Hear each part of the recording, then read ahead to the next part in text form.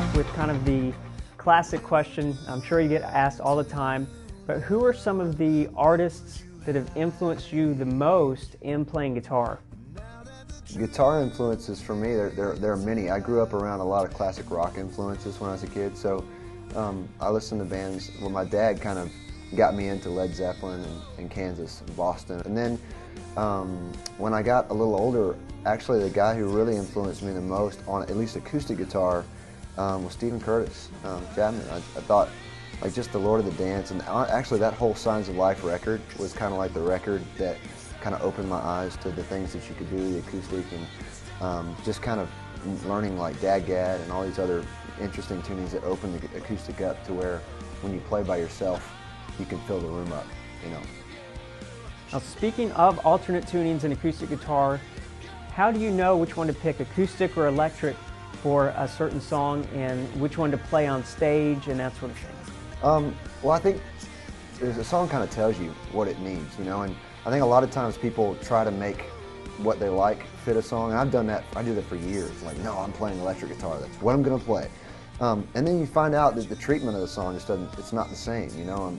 I think that the song really does kind of tell you what it is, and especially in the writing stages. If you're playing mostly power chords and stuff like that when you're writing a song, then you know pretty much you can pull up, you know, a guitar and dial up an amp and go for it. But when I'm playing something just beautiful on the acoustic, I generally just kind of stick with that in the live setting. And because also there's something about when there's a full band playing, you kind of have to learn placement. You know, that's something that's taken me a long time to learn. Like, what do you really need two guitars slamming out the same thing? No, it's a waste of your time. And then you lose the ability to have dynamics if you don't have an acoustic guitar in the middle of the song. So yeah, that's my thought. Cool. Now I have a gear question for you. If you're on a deserted island and you could only have one guitar, one amp, and one pedal, what would you choose? Golly, one guitar, one amp, one pedal. Okay, I'll go with my first guitar, which is a guitar you used to play.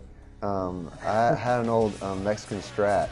It's white, and I actually just had it rebuilt, and it's all American now, and it's just, oh, it's awesome. It plays amazing.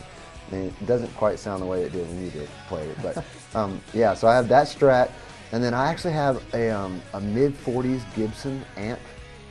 It's a 110, and you basically just plug it in the wall and turn it wide open. It just sounds amazing. So I would bring it, and then as a pedal, I would probably bring, there's a Roland, not Roland, sorry, a Boss 120 delay pedal, DD120.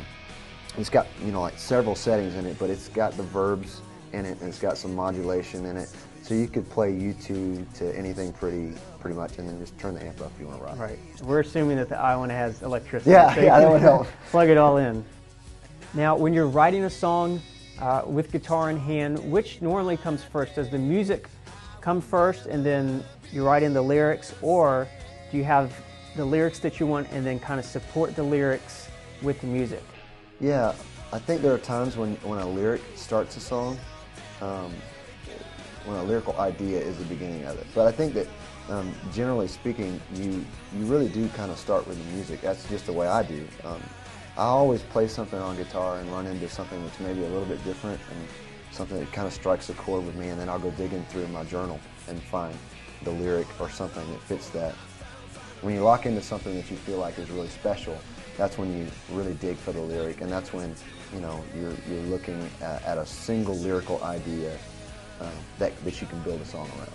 Now, when you take that song into the studio, there's a lot of things going on, lots of different guitar parts.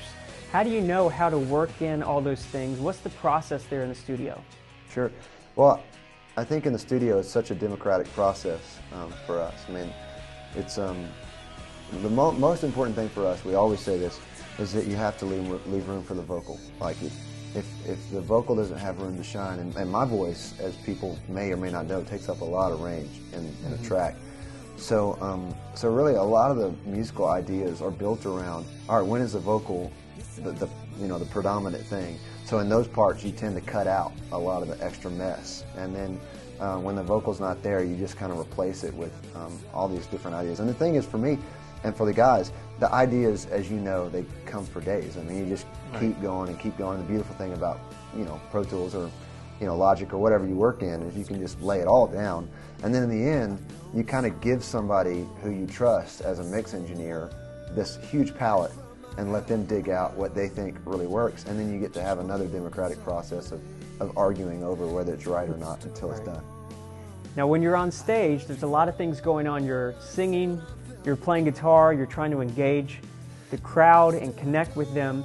How much brain power is actually dedicated to playing a song, playing the guitar to a song, making all your pedal switches?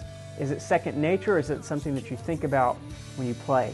Well, when we're playing live, I don't generally allow us to play a song live that I'm playing guitar on and I'm not comfortable yet. You'll play something in the studio that'll be completely off rhythm from what you're singing. And for me, sometimes it's easy, sometimes it comes easy. Sometimes though, I just have to sit in my basement and work at it, until I get to where I'm perfectly comfortable with it. And then once I feel really confident about it, I'll walk in and I'll say, all right guys, let's do it. And that usually takes, for me, if I spend a good day on something, just really digging out a part, digging out a song, usually about a day, if I actually focus on it, is all I need to be able to come in the next day and play it. But yeah, there's a lot going on up there. I mean, right. my pedal setup is a little bit different from most people because, like, you've got an acoustic, you've got, I usually have 2 amps, and then I've also got a piano. So I've got a lot of different things that are in my ears that I have to kind of figure out. And really, the most important part of my job is connecting, whether that connection is through guitar or whether that connection is through my vocal, which is predominantly what I do. And you have to trust that your other band members are holding down their job and connecting on their level. So really, the most important thing I can possibly do is not seem distracted, Sure. And so if I'm playing a part, I'm generally playing it because I don't have to think about it anymore. Right. I have one final question for you. Let's say somebody's watching this interview who plays guitar, loves guitar, and would love to be in your shoes. You're playing every night, playing in front of large crowds. What advice would you give them from one guitar player to another? Best advice that I could possibly give is practice harder than anybody else.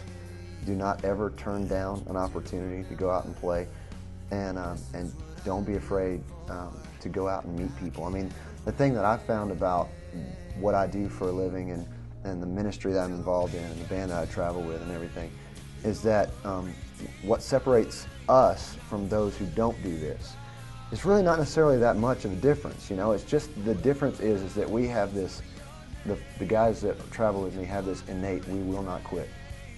We're not going to quit. This is what God has called us to do, and not just our mom and dad told us we were good. You know what I mean? Like, we've had a group of people who have constantly poured into us. And we also were not afraid to go out and meet people and keep phone numbers of people that gave us their phone number. Right. And hey, I'd love to write with you. Oh, cool, really awesome. Well, and then call them a few days later and set up opportunities. I mean, one relationship for me led to another relationship, which led to another one, which led to another, and then before I knew it, I was sitting, in downtown Nashville in this skyscraper playing my songs for people. Right. That was just because more than anything, I wouldn't quit, and I wanted to. It was what I knew I was called to do. So that's my encouragement to anybody out there playing. You need to practice because everybody's practicing. Right. And if you don't, you're going to get left. And then number 2, you have to be just absolutely passionate about it and be unafraid to go and take the risk. And it is a risk, but